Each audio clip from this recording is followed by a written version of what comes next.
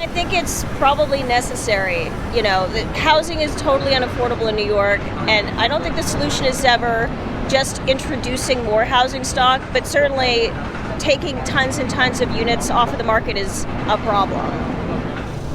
It really makes no sense. I mean, this is one of the most populated travel destinations in the world, so it doesn't make any sense to me at all. I mean, I come up from Birmingham, Alabama about 5 times a year, so I'm always looking for options, and hotel rooms are outrageous these days.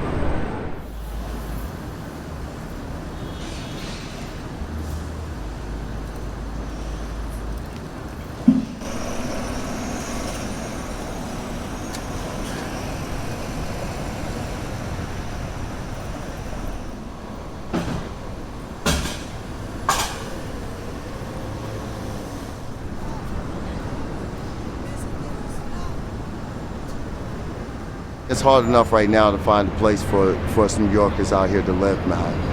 And so it's a good thing, definitely, for sure.